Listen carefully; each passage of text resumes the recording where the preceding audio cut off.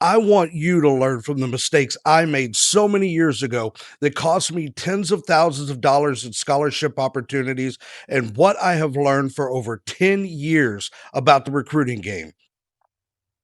It was the spring of 1997. I was just starting my final year of high school baseball. I had done pretty well up to this point, but I was not being recruited, while a few of my teammates were. So I felt like many of you are probably feeling right now that maybe I just wasn't good enough to be recruited or play at the next level. I guess I'm never going to get a scholarship while I watch some of my teammates get these opportunities. It was frustrating and heartbreaking to say the least. Now, keep in mind, back in 1997, there really was no internet. It's not like it is today when you can find coaches on the team's websites and email them or find them on Twitter. We didn't have those advantages back then. So, pretty much, if you weren't being recruited, you most likely didn't play in college unless you walked on or you knew someone who knew someone. Now, I did manage to walk on at a junior college and play for 2 years before an injury would put an end to my playing days. But I had to pay for those 2 years of junior college and another 2 years of university because I knew nothing about scholarships or how the process of recruiting really worked. Over the years, I dug into how the recruiting process worked. I read anything I could find. I talked to coaches, recruiters, student athletes, and parents of student athletes. I studied what schools recruited which type of athletes. One day, there was a football player from the high school I had attended, and I saw he was committing to a major college football program.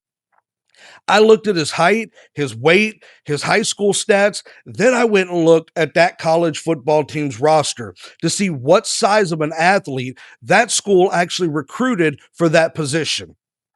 It was that minute I wish I could have spoken to this young man getting ready to embark on his college career because I saw that the school he committed to was not a good fit for him athletically. He was too undersized for what they usually recruited his position. And while he could have always hit a growth spurt, it likely still wouldn't have been enough. I remember telling my wife at the time, I hope he gets a great education because I don't think he ever sees the field.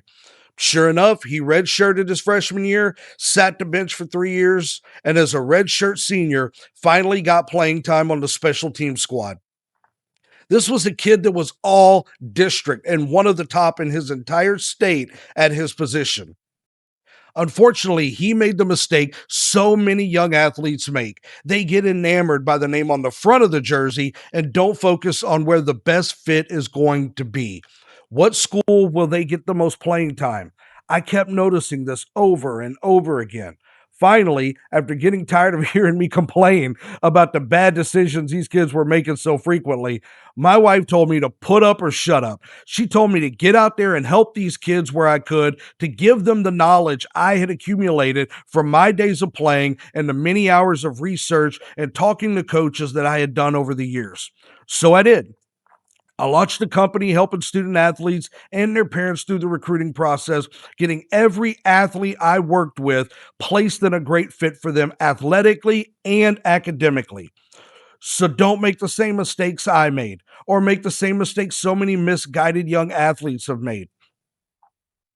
Take advantage of all the opportunities you have at your fingertips these days.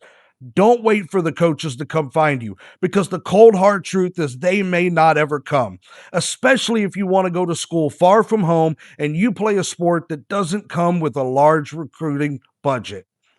You have to be proactive, even if you are one of the lucky ones to be recruited. Make a list of your target schools. Contact coaches during the right recruiting timeline. Go out and grab the opportunities that you want. Not only will you find more doors open to you out there and more scholarship opportunities come along, but college coaches love nothing more than to see a high school athlete taking the initiative in their recruiting. So don't sit back and wait for coaches to find you. The scholarships are out there. The financial aid you need and want are out there. The resources to get what you want is at your fingertips. Please, whatever you do, learn from my mistakes and you will achieve that dream of playing at the next level. This channel will give you all the tips you need to successfully navigate the recruiting process, get scholarships, and eventually NIL money. I will cover what you need to do and when you need to do it. I'll discuss what role mom and dad play in this process, what advantage, if any, your club coaches play in the process, and why the high dollar recruiting services out there just aren't worth it. If you have any specific questions, please drop a comment below. I will answer all that I can. Please check out my next videos to get started in the recruiting process, and I'll catch you next time.